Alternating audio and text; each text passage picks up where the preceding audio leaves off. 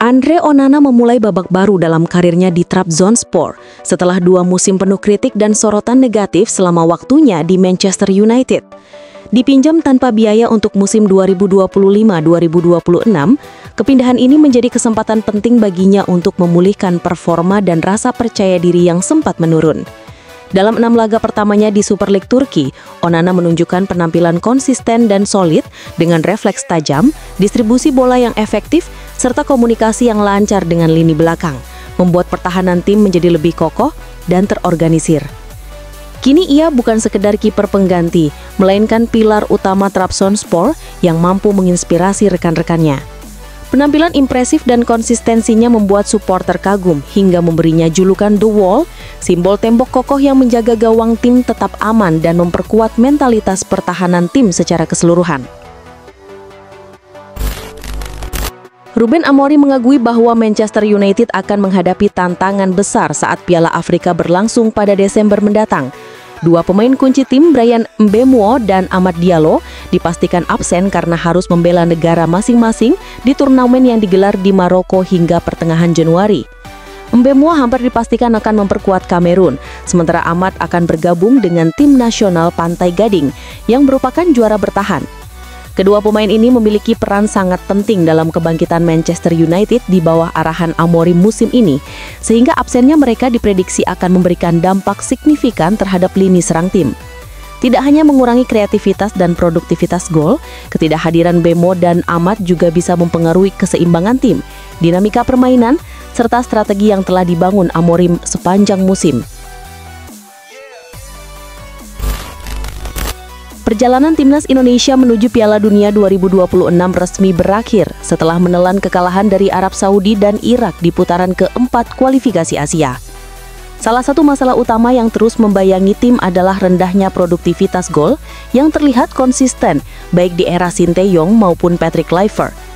Secara rata-rata, tim kesulitan mencetak gol di depan gawang lawan sekaligus sering kebobolan sehingga performa lini serang kurang efektif dan serangan tidak maksimal.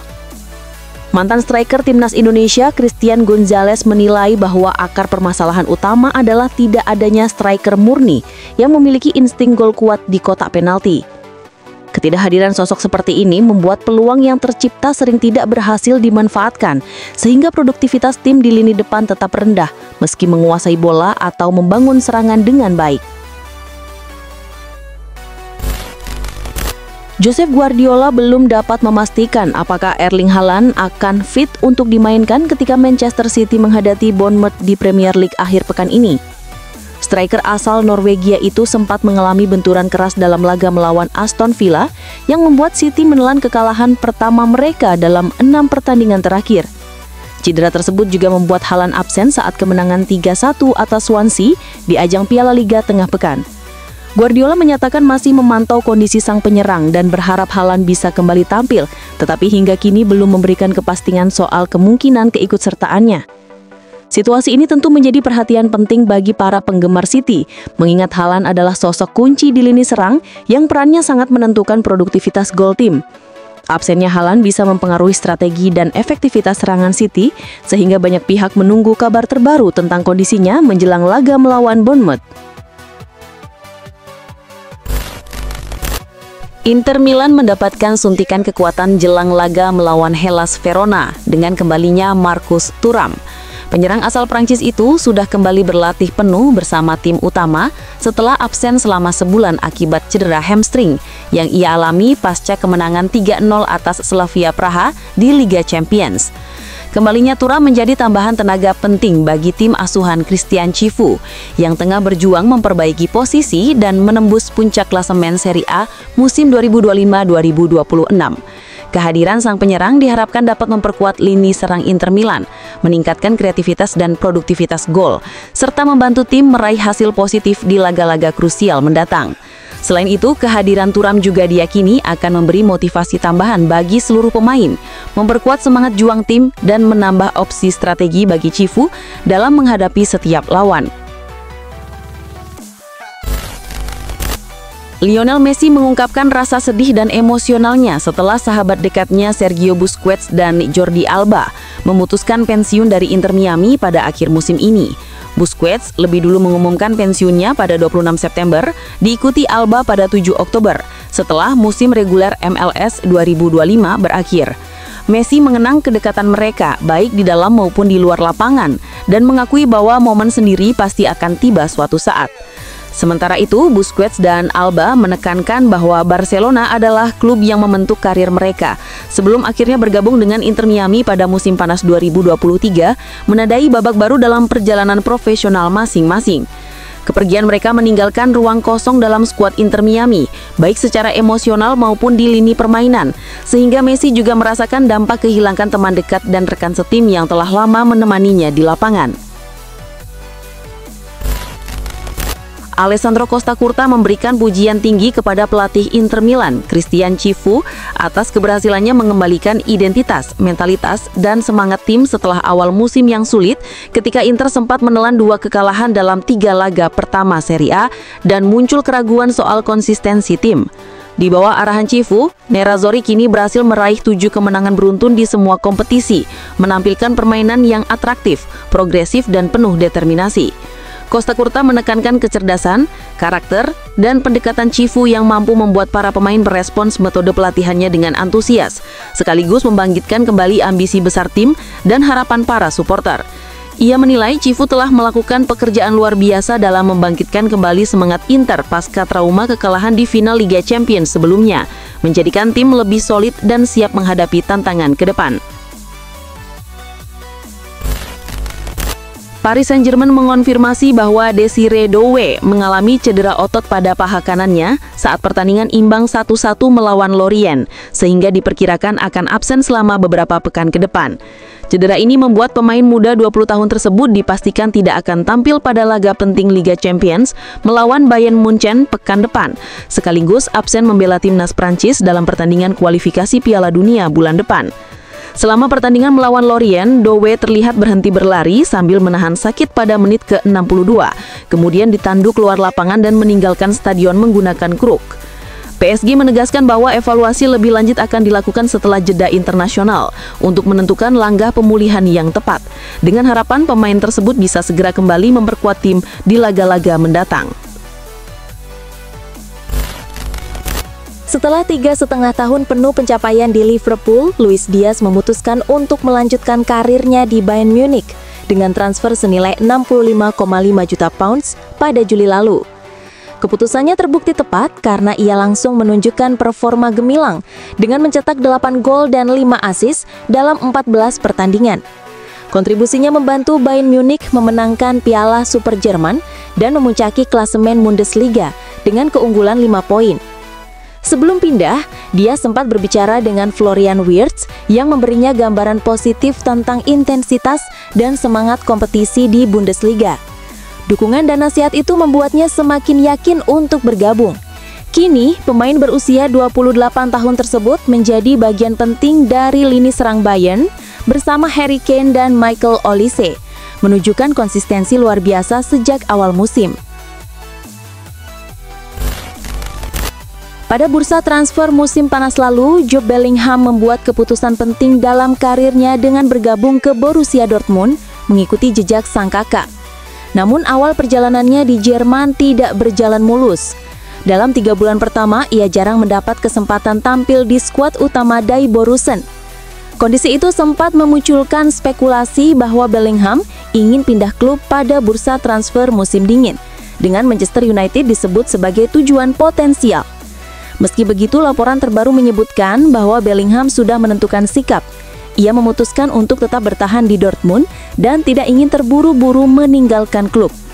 Gelandang muda itu memahami bahwa kurangnya waktu bermain merupakan bagian dari proses adaptasi terhadap lingkungan dan kompetisi baru. Alih-alih menyerah, ia memilih untuk bekerja keras dan berusaha merebut posisi starter di lini tengah Dortmund.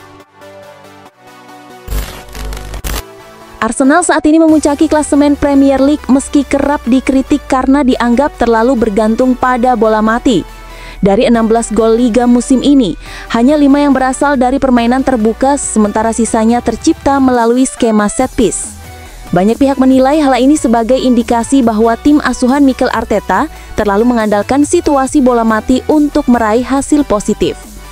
Menanggapi kritik tersebut, Scott Parker menepis anggapan bahwa Arsenal hanya mengandalkan bola mati. Ia menilai The Gunners adalah tim yang sangat dinamis, cair, dan mampu menghadapi berbagai situasi di lapangan. Parker juga memuji kualitas kepelatihan Arteta yang menurutnya membuat tim mampu menyesuaikan diri dan menemukan solusi dalam setiap kondisi pertandingan. Meskipun set piece menjadi salah satu elemen penting, Parker menekankan bahwa hal itu hanyalah bagian dari strategi yang lebih luas dan bukan satu-satunya kekuatan tim. Vinicius Junior terlihat kesal dan ngamuk saat diganti dalam laga El Clasico akhir pekan lalu, yang memicu kemarahan pihak Real Madrid. Klub terkenal tegas dalam menegakkan disiplin, bahkan terhadap para pemain bintangnya, sehingga aksi Vinicius ini langsung mendapat perhatian serius. Meski Real Madrid dikabarkan sedang mempertimbangkan hukuman seperti denda atau larangan bermain, hingga kini belum ada keputusan resmi yang diumumkan. Akibat perilaku tersebut, pembicaraan mengenai perpanjangan kontrak Vinicius Junior sementara dibekukan, menunjukkan sikap tegas klub terhadap disiplin pemain. Insiden ini juga menjadi peringatan bagi seluruh skuad bahwa ketidakpatuhan terhadap aturan atau perilaku tidak profesional dapat berdampak pada karir dan hubungan mereka dengan klub. Barcelona memanggil gelandang muda berusia 19 tahun Tommy Marquez dari tim cadangan mereka sebagai pengganti Pedri yang mengalami cedera usai menerima kartu merah dalam laga El Clasico. Pedri diperkirakan akan absen selama 4 hingga 5 pekan, padahal ia merupakan poros utama lini tengah Barcelona yang selalu menjaga kestabilan permainan tim. Marquez, yang posisi aslinya sebagai gelandang bertahan atau pivot, dipilih karena kemampuan fisiknya yang kuat sekaligus mahir dalam passing, sehingga dinilai mampu mendukung permainan lini tengah Barcelona untuk sementara sampai Pedri pulih. Pemanggilan Marquez bertepatan dengan ulang tahunnya ke-19, menambah momen spesial bagi sang pemain muda. Keputusan ini menunjukkan kesiapan Barcelona untuk segera menyesuaikan diri dengan absennya pemain kunci dan menjaga performa tim tetap solid. Vinicius Junior dikabarkan mulai merasa tidak nyaman di Real Madrid setelah berselisih dengan pelatih Xabi Alonso pada laga El Clasico, di mana Madrid menang 2-1 atas Barcelona. Aksi Vinicius yang diduga melontarkan komentar frustrasi setelah ditarik keluar memicu spekulasi bahwa hubungan antara pemain dan pelatih mulai renggang, menimbulkan ketidakpastian mengenai masa depannya di klub. Situasi ini kemudian menarik perhatian klub-klub lain, termasuk Chelsea yang disebut siap memanfaatkan peluang tersebut. Pemilik Chelsea Todd Boehly dikabarkan mempertimbangkan untuk merekrut Vinicius bukan hanya karena kualitas permainan sang pemain, tetapi juga potensi keuntungan komersial yang besar dari kehadiran superstar Brasil tersebut. Rumor ini semakin menguatkan spekulasi tentang kemungkinan transfer dan menambah tekanan pada Real Madrid terkait masa depan salah satu pemain bintang mereka.